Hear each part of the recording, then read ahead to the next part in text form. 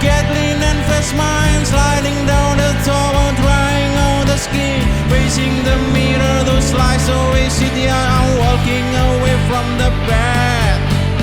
Turning left, the flash to Kathleen and fresh mind sliding down the tower, drying on the skin. Facing the mirror, those lies always sit here, and I'm ready for a new day.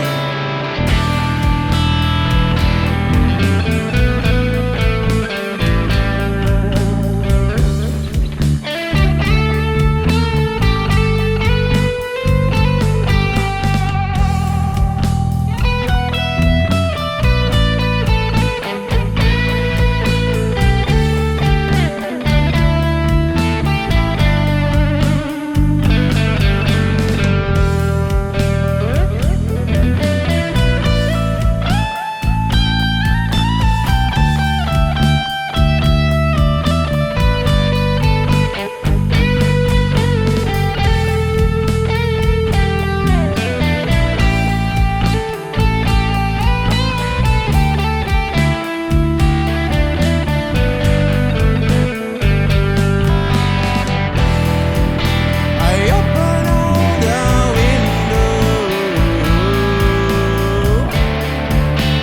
down through the room. I open all the windows, down through within. I'm turning on the light. Say goodbye to dark night. I'm turning on the light. Welcoming the sun. Turning left, the flash to Kathleen and fresh mind sliding down the tower, drying on the skin. Facing the mirror, those lies always sit there. I'm walking away from the bed. Turning left, the flash to Kathleen and fresh mind sliding down the tower, drying on the skin. Facing the mirror, those lies always sit there, and I'm ready for the new day.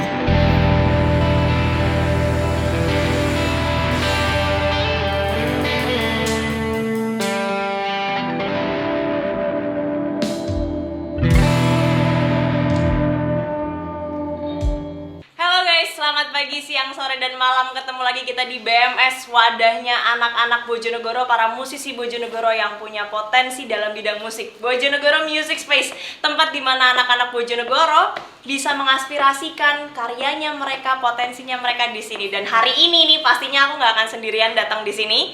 Aku barengan sama Delete Boy. Tepuk tangan dulu dong semuanya. Hola hola. Halo. Kamsia Mas belum ending udah Kamsia. Aku mau nanya dong satu-satu, tunggu. Namanya ini Mas, Nama asli apa nama panggung? nama bebas. Nama panggungnya pasti Delete Delete Boy. Boy, ya. Loh tunggu, berarti Delete Boy ini kamu individu atau gimana? Ya ini berupa solois. Oh, jadi si Delete Boy ini sebenarnya Iya. dia solois gitu. Solois. Gabung sama Saya Mas. meng-hire. Bukan gabung sih sebenarnya, kita dipungut. Oh, dibungut gitu ya. Ayo melu aku kan. Ini Mas Dio, Mas Dio sama Isma. Mas Isma. Ini aku manggil kamu dipanggil apa, Mas? Bebas, sayang bebas. Kayaknya aku baru nikah coy. Ya, Aku Mas manggil Yan lah, Mas Yan Yan. aja ya. Mas Yan, kamu belakangan ini nih sama Delete Boy juga yang lainnya, tim-tim Delete Boy yang lainnya, ada kesibukan apa sih belakangan ini? Jadi mereka ini adalah season player yang udah saya percayai. Dio sebagai drum, Isma sebagai bass. Kalau untuk proyek Delete Boy ini sendiri, karena ini adalah solo, jadi semua produksi, distribusi, ide apapun pure dari saya sendiri. Oh, jadi Cuma semuanya. di belakang semua itu mereka membantu untuk proses produksi juga. Berarti si headnya ini kamu lah ya Bisa istilahnya. dibilang gitu. Terus berarti tapi emang kamu kalau kemanapun yang nemenin selalu Mas Dio sama Mas Isma ini? Iya. Atau kadang ada orang yang lain yang Mereka lebih saya utamakan, tapi karena setiap orang punya kesibukan masing-masing, saya juga ada beberapa teman yang siap untuk mengganti mereka apabila mereka lagi berhalangan. Jadi ada tim yang lain juga sebenarnya ya. Cuma tetap saya percaya kepada mereka. Berarti kalian full timer nih buat Mas Yan ya? Sebenarnya lebih effort ke Yayan sih daripada kerjaan. Oh iya beneran. Tapi kamu kesibukannya sebenarnya apa Mas Dio? Saya kesibukannya sebenarnya saya juga kerja kantoran ya. Cuma lebih prioritas ke hobi sih kalau kayak Yayan ini. Hobi yang gimana ya, yang tersalurkan lah. Selama ini kan kita hobi cuma main doang ya? Main doang, cuma buang-buang waktu. Kalau ini kan Masih bang-bang waktu. Sebenarnya buang waktu. gimana sih? Cuma Kalian ini dijelek-jelekin banget. Heran. Ya, Terus. kita emang udah teman dari kecil sih. Oh temennya dari kecil? Dari sejak ngaji TPQ sampai sekarang. Oh sejak ngaji. Sejak ngaji. kita dipertemukan oleh Ikro sebenarnya. Ikut satu. Aku nggak ngerti kenapa. Maaf ya, beda server ya. Kalau Mas Isma kesibukannya di luar di Late Boy ini apa? Gue kuliah, nyelesain kuliah semester akhir Oh, sama ngeband semester juga akhir. ya. Semester berapa? 7. Oh sama, berarti kita seangkatan ya? Enggak, saya udah pindah kuliah 3 kali. Agak sensitif sih, agak sensitif. Gak kelihatan sesuai umurnya kalian ya? Oh, jadi sebenarnya selain sibuk di Late Boy, kamu juga masih ngelanjutin kuliah? Iya. Kuliahnya di? Sini lokal. Lokal. Pasti Lokal produk. Unigoro ya? Iya. Berarti kalian ini kayak Mas Dio juga pekerjaannya berarti di luar musik dong? Iya, luar musik. Makanya menyalurkan hobi, potensi ya lewat di Late Sebenarnya Boy. musik itu kan gimana ya? Dari buat ngilang kejenuhan sih, dari rutinitas yang pekerjaan yang monoton gitu. Mungkin Ya. ada ke pelarian mungkin. Buat Jadi pelatihan pelarian. juga sih. Nah ngomongin musik, aku mau tahu dong buat dari kalian masing-masing nih, arti musik buat kalian itu sebenarnya apa sih? Jadi siapa dulu? Siapapun bebas. Untuk yang lebih muda dulu deh. Boleh yang lebih muda. Ya media untuk bersenang-senang sih. Karena ya kita bermusik gak usah kompromi, kita bisa nyalurin apa yang kita mau lah. Apapun ya, Ya. nggak ada rulesnya ya. Terus kalau Mas Yan, Kalau menurut saya musik adalah warna untuk hidup. Karena tiap orang pasti mempunyai kejenuhan masing-masing. Mereka punya cara untuk apa ya? Membuang mungkin ya, lebih ke merepresentasikan. Kebetulan saya berada di jalur seni, yaitu seni musik tersebut. iya. Cie. Itu warna Memberikan warna dalam kehidupan. kehidupannya. Kalau Mas Dio, Kalau aku sih melihat musik itu sebagai rekreasi paling murah ya. rekreasi paling murah. Wis. Menarik sih ini. Gokil. Keren, mungkin keren. Temen Saya keren. lebih kemakan sih ya. Apa ya, rutinitas kita semua ini kan jenuh ya. Aku pernah waktu itu kerja tuh udah numpuk banget kerjaan. Aku dengerin musik, aku merem sebentar dulu kayak udah rileks lagi gitu. Tapi ya sih, malah beberapa orang tuh ada yang ini loh, mereka udah depres sama hidupnya, depres banget sama hidupnya, dan ditolong tuh sama satu lagu. Makanya ada kan beberapa Bahkan bukan musisi satu lagu, cuma penggalan ya. intro doang. Ya. Oh, suatu. Iya bener, makanya rekreasi paling Rekreasi murah. paling murah. Penolong kejiwaan dan kesehatan. Berarti kalian tuh ketemu dari kecil kan? Kalau aku sama Dio ini dari kecil, kalau aku sama Isma ini dari apa ya, tongkrongan, kebetulan Oh. hobi yang sama. Kita juga udah kenal sudah lama, tapi baru mungkin di tahun ini. Kalau sama Mas Isma? Ya for your information, untuk di Late Boy ini posisi bass itu udah kesekian kalinya. Kesekian kalinya Kesekian ganti. kalinya. Kecuali drum. saya Semoga masih kamu percaya. nggak diganti lagi. Ini harus diancam Mas ya kan? Berarti kalau kamu sama Mas Dio itu akhirnya memulai untuk wes ayolah gawe band, wes ayo kita manggung-manggung itu sejak kapan Mas Yan? Bukan sih, sebenarnya malah dulu awalnya ketika Kenapa nih? sebenarnya malah Dio dulu yang bermusik. Oh. Malah saya bagian dokumentasinya bandnya Dio. Oh. Cuma gitu. karena alam berpihak pada saya, Dio yang sekarang Jadinya kamu yang bekerja ke saya. Ya itulah kehidupan. kamu yang makin laris juga ya. Di Late Boy udah nyampe mana-mana loh, gokil. Oh jadi awalnya kamu menyadari, terus kamu menyadari bahwa loh kok ternyata aku punya potensi ya di musik itu Sejak dari perjalanan dari SMP itu karena saya terlalu sering mendokumentasikan teman-teman. Dia ke-trigger. dia ke-trigger. Dari salah satu anak yang saya dokumentasi waktu itu namanya Mas Budi. Saya mencoba untuk Bud, ajari aku gitu. Dia cuma ngajari satu ilmu aja, yaitu kunci A, chord A gitu.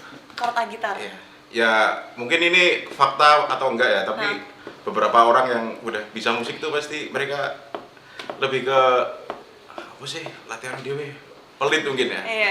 Akhirnya saya mencoba untuk berusaha, saya menabung untuk beli gitar. Gitar pertama kali saya beli harga 175.000. Itu nabung selama 1 bulan nih. Nabung selama 1 1 bulan. bulan ya, mulai belajar. Itu waktu SMP? SMP kelas 2. Tapi berarti waktu SMP gitu kamu suka ngeband gitu nggak sih di sekolah? Iya, jadi waktu itu tahun 2007 lagi rame-ramenya festival musik di kota ini. Di Bojonegoro? Di Bojonegoro, di setiap kota sih pasti ada. Dari di situ saya mulai coba ikut parade. Sempat berganti alat musik juga dari gitar, bass sampai ke akhirnya ya seperti jodoh ya. Akhirnya kembali ke gitar gitu. Oh gitu. Lanjut kuliah, lanjut bikin band lagi. Kuliah 2013 sempat ketemu Dio lagi, saya ajak.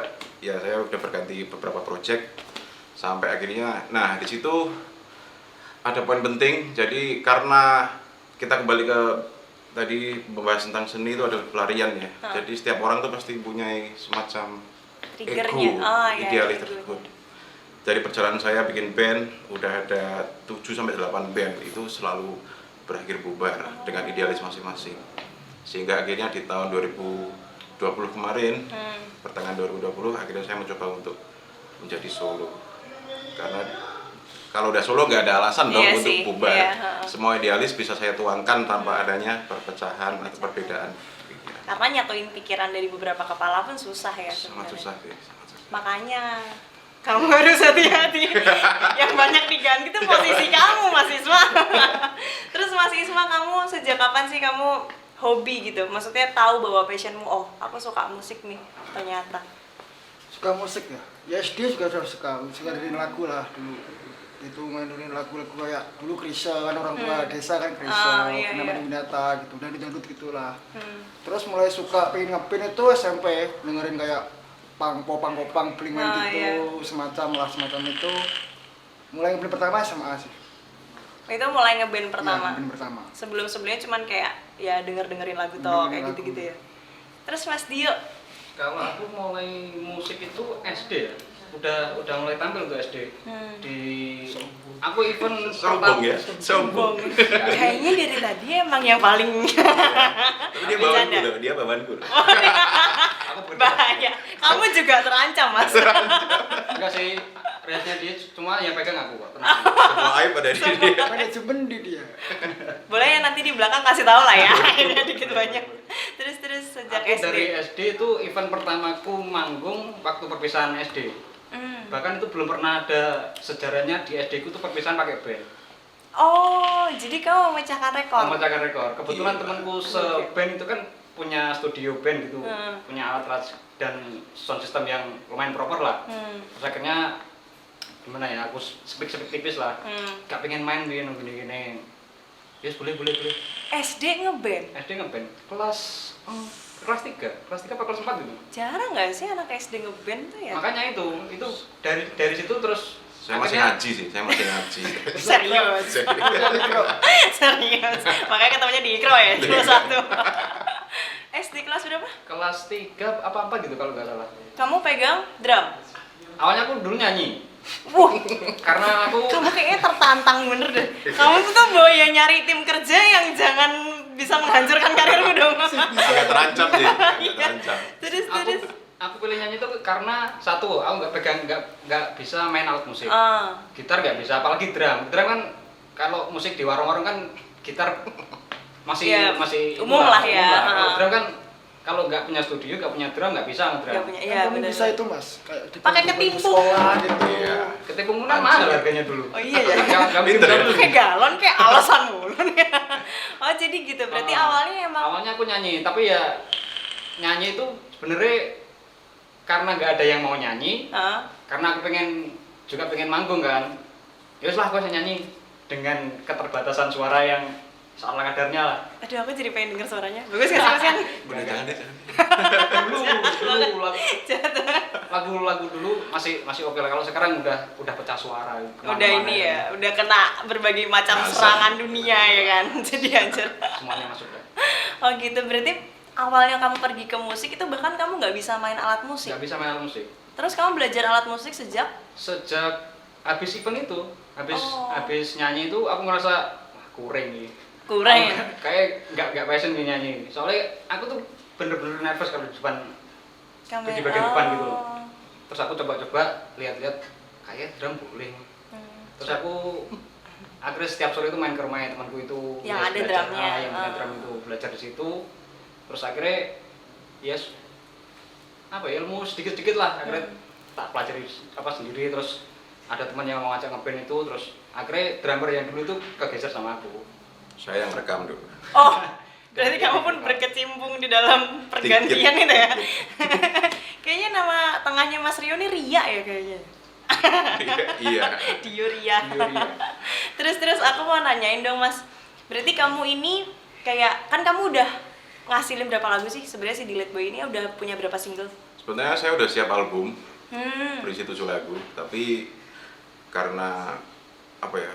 Udah ready 5 yang udah di mixing mastering, yang 2 ini masih OTW. Ya masih sibuk lah. Masih sibuk. Soalnya rencana emang sebenarnya kemarin tahun 2021 ini saya sekalian rilis dan bikin event semacam party gitu lah. Tapi karena keadaan masih kayak gini ya. Jadi mungkin saya Berarti ini ke pending dong acaranya? Ke pending sampai sekarang. Saya tunda mungkin tahun depan mungkin. Dan gaji kita juga ke pending. Makanya kamu pulang sini ya? Jadi disensor nanti ya. Terus berarti dari beberapa single yang kamu punya ini, itu kan berarti dari awal sama Mas Dio ya? Iya. Nah itu Sebenarnya untuk pancingan sih, karena ya saya lahir di kala pandemi. Jadi saya lihat ini kayaknya nggak produktif, misal saya langsung keluarkan album ini. Makanya saya panggil dengan single. Iya. Itu emang ada caranya, bagaimana mendistribusikan karya itu. Mungkin belum banyak yang tahu mungkin dari Nah musisi-musisi boleh lokal. tuh Mas diinfoin. Sebenarnya apa sih strategi yang kamu pakai gitu? Apalagi kan di masa pandemi kayak gini ya, maksudnya banyak beberapa hal yang ke-postpone dan segala macam kan. Kamu punya strategi apa sih sampai akhirnya kamu masih bisa nih bertahan di masa pandemi kayak gini dalam bidang musik yang istilahnya ya nggak selamanya naik terus gitu kan? Iya. Jadi banyak dari para musisi, para teman-teman, mereka itu fokus ke skena.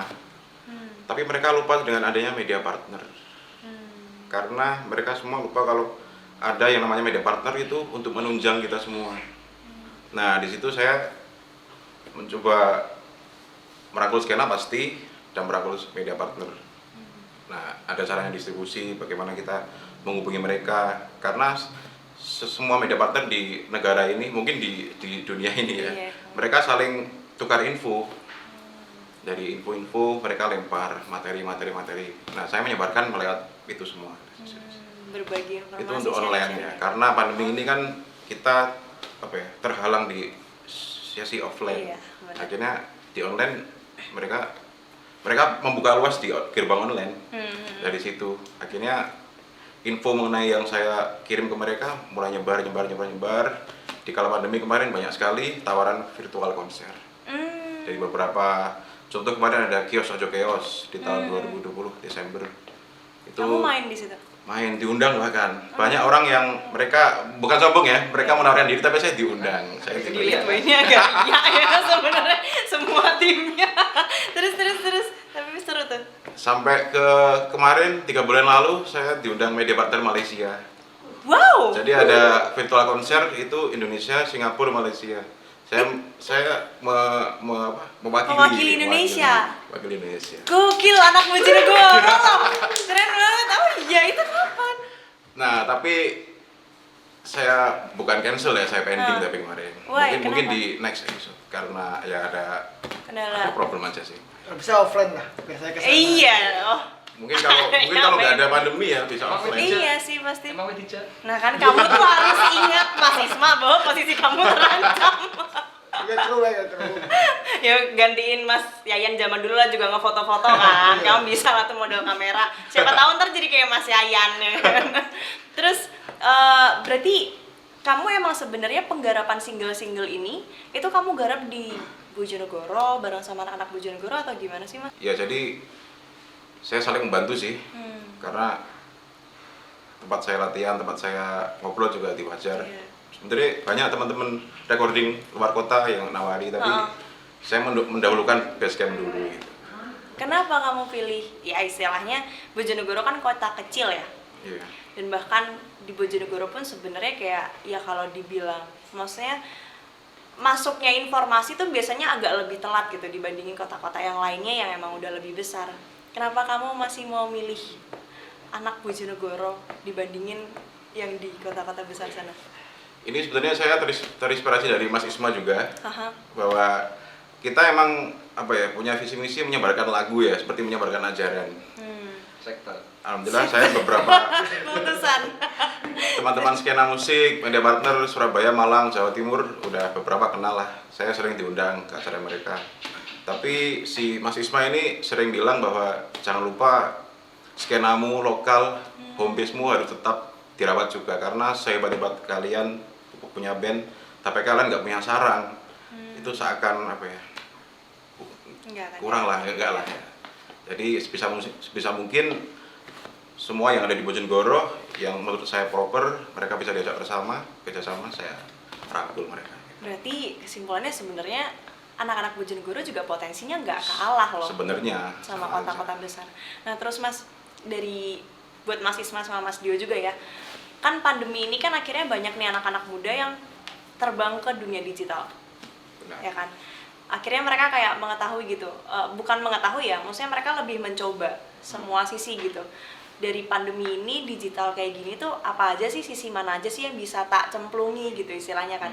Nah dan banyak juga nih orang-orang yang akhirnya anak-anak muda yang nyemplung ke dunia musik gitu dan menyebarkan itu tuh lewat platform digital kan. Nah dan itu juga yang udah dilakuin sama anak-anak Bojonegoro. Beberapa anak Bojonegoro akhirnya nyemplung ke dunia musik, dan ya kalau aku pribadi jujur tak lihat sebenarnya potensinya pun besar ya. Bahwa di BMS ini kita punya challenge di mana nanti ada lagu judulnya Ayo Produktif. Nah itu kita challenge para bintang tamu termasuk kalian juga nih buat bisa mengaransemen ulang sesuai dengan kriterianya kalian, genrenya kalian, kesukaannya kalian, pokoknya mbah apa no wes pokoknya lagu ini istilahnya dibikin ulang jadi kayak kayaknya kalian kayak gitu. Oke. Pangroknya gampang. Kamu abis ini bakal tampil kan nyanyiin lagu apa? Salah satu anthem mungkin ya, yaitu single kedua Pressure. Wih, gue suka lagu yang ini. Oke, aku gak mau lama-lama lagi teman-teman. Kita setelah ini bakal lihat Delayed Boy Pressure. Tepuk tangan dong semuanya. Yeah, so here I am Delayed Boy with my lovely friend Delayed People. So thanks to Bojonegoro Creative Hub dalam acaranya Bojonegoro Music Space. Suatu kehormatan bagi saya dan teman-teman telah diundang ke sini. Sungguh acara yang sangat menyenangkan. Jadi di sini saya akan membawakan lagu anthem dari Delayed Boy. Lagu ini mengisahkan tentang kebimbangan, di mana seseorang pasti dibingungkan antara idealis ataukah kompromi, sehingga orang tersebut tertekan oleh keadaan tersebut. Pressure.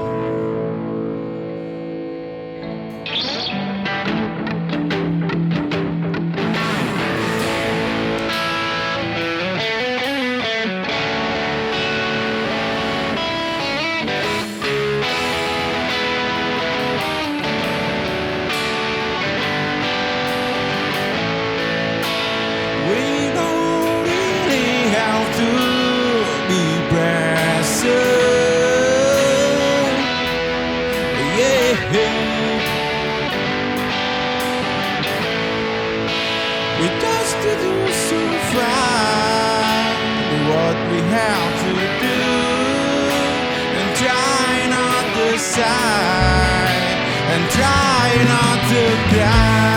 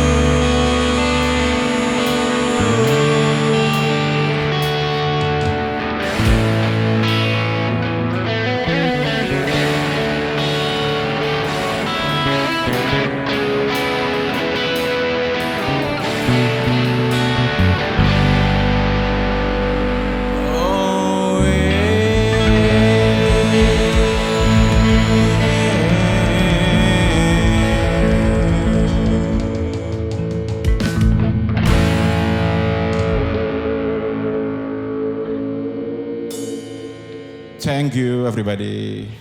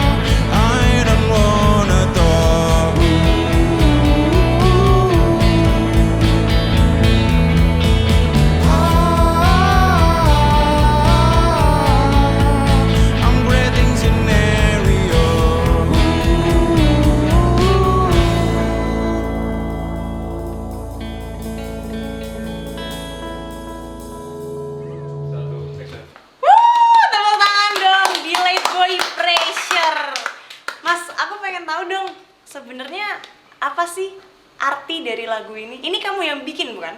Saya sendiri. Kamu sendiri yang bikin? Iyalah, saya sendiri. Penulisan nada dan segala macam, chord, lalala. Semua dari 0 sampai 0 lagi semua. Terus itu apa sih mas artinya pressure ini? Kalau menurut bahasa ya, ya. Oh coba translate judulnya. Kamu jelaskan dong lagu ini tuh kamu bikin tuh pas kamu lagi kenapa? Inspirasimu apa?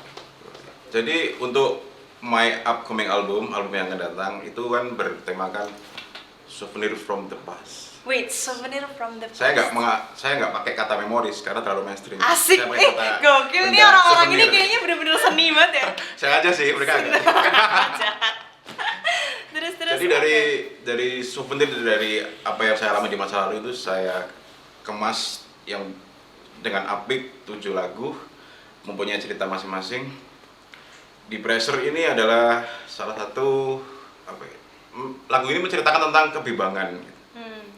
Kebimbangan di mana setiap remaja mungkin ya, karena lagu ini kan ketika saya masih remaja. Sekarang masih enggak remaja sih, sih. enggak. Percaya enggak kan? Bapak. Bapak. Yang udah punya anak kamu Mas Dio. Kamu ya. Dia baru nikah. Terus berarti ini kamu bikin pas kamu lagi remaja. Lagi remaja dan lagi bimbang. Hmm. Di mana posisi kita dibingungkan antara idealis ataukah kompromi. Jadi tiap orang pasti, makanya sampai ada kan umur di 22 sampai 25 itu benar-benar labil. Ketika dia bingung. Nah, di situ saya dedikasikan di lagu tersebut ketika saya bingung antara manakah idealis atau kompromi yang saya pilih. Akhirnya dari situ saya mulai ke Pressure.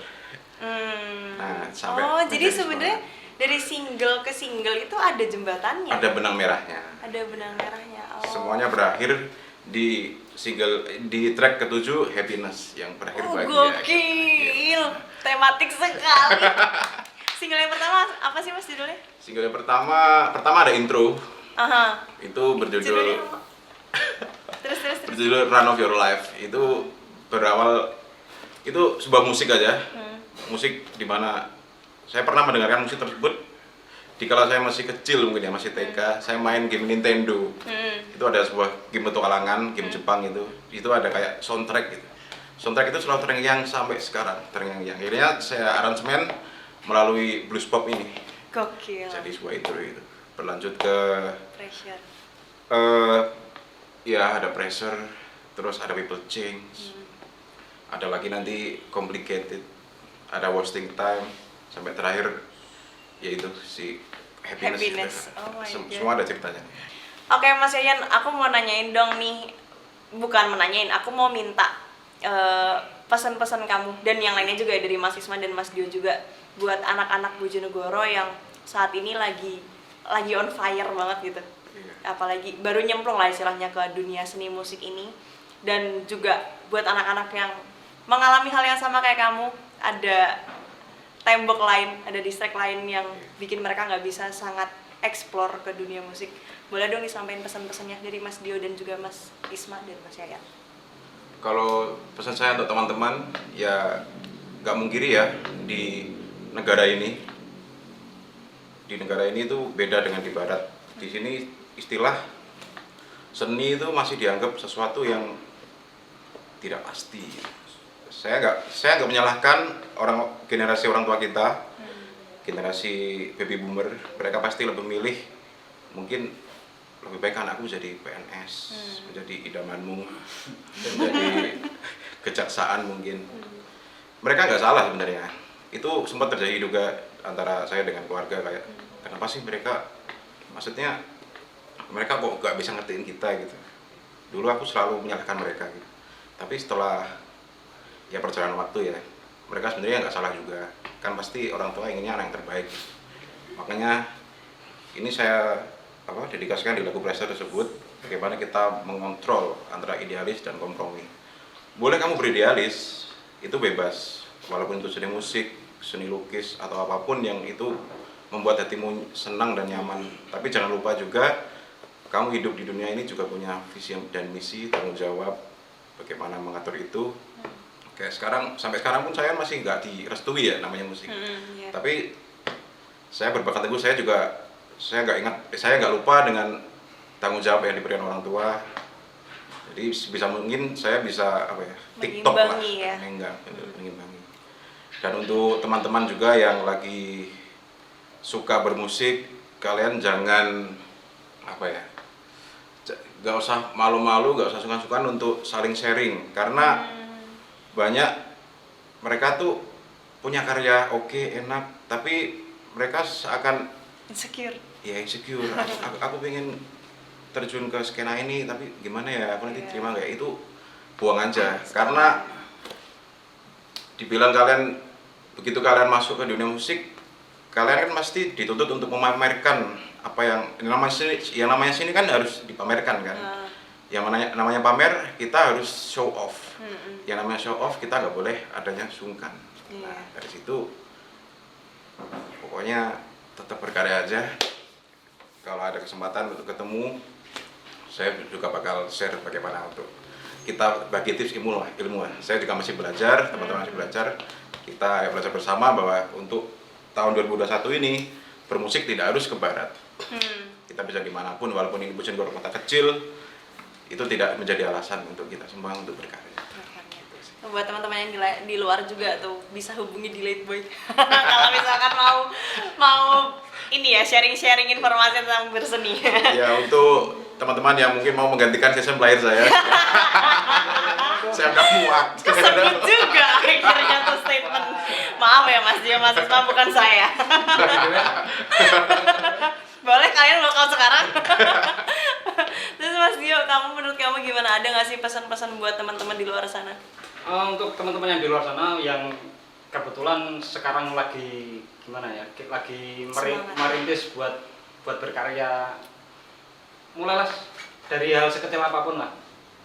Katakanlah kamu kesulitan dengan materi-materi yang masih kurang kayak ya bener katanya Mas Ian tadi, perbanyak sharing, terus perbanyak koneksi. Dengan koneksi kan kamu juga bisa, contohnya kamu kesulitan distribusi atau gimana dengan apa, dengan pendistribusian yang kamu ragukan itu, kamu dengan sharing ke teman-teman kan pasti ada solusi. Kan sekarang dunia digital udah sangat gampang gitu, nggak perlu kamu harus kesana dengan Instagram, dengan HP-mu kamu DM gini, tanya gini, kan udah banyak koneksi juga kan. Jadi dari saya tuh mulailah dari hal sekecil apapun yang kamu bisa. Kamu masih ada kesempatan. Gila. Gokil. Mas Isma, kamu jangan idem. Jangan bilang kamu mau idem. Menurut kamu gimana Mas, pesan-pesannya? Pertama ya perbanyak referensi kan, banyak referensi musik biar musiknya berkualitas lah. Referensi musik, terus ya pokoknya kalian harus senang dulu njalin musik itu. Terus bodo amat sama omongan orang lah, gas terus kok. Asik, gas terus pokoknya gas terus. Gas kuliah, gas ya, skripsi gas. Masih skripsi, bodo amat. Aku juga lagi skripsi. Kesindir ya, kesindir. Iya, kesindir. Boleh tas dulu nggak kita nih sama-sama nih? Ke pressure. Oke tuh buat teman-teman semuanya, pokoknya yang bisa aku simpulkan adalah jangan takut untuk bersuara. Ya, di saat kalian mau bersuara, menanyakan, ada istilah kan kalau malu bertanya ya bakalan satu jalan gitu kan. Jangan malu bersuara, jangan takut untuk bersuara, dan jangan malu untuk bertanya, karena dari situ bisa dapat solusi dan akhirnya nanti kebuka jalannya kayak Mas Isma ini ya kan. Akhirnya dapat kerjaan kan dari Mas Yayan, bener kan? Nggak salah kan? Oke deh, makasih ya buat Mas Yayan, Mas Dio dan juga Mas Isma udah datang ke BMS ini. Aku juga makasih banget sama teman-teman yang udah nonton BMS episode kali ini. Semoga episode kali ini bisa bermanfaat buat kalian, dan juga jangan lupa DM ke Delete Boy kalau kalian pengen dapat informasi gimana caranya mendistribusikan sebuah karya, tidak hanya memproduksi sebuah karya. Oke deh, sampai ketemu di BMS episode selanjutnya. Kita bakalan ngedatengin banyak lagi bintang tamu yang jelas, yang keren-keren pastinya, anak-anak Bojonegoro yang punya potensi dan karya-karya yang oke, dan mereka stay di Bojonegoro, anak Bojonegoro. Oke deh, terima kasih semuanya, sampai bertemu.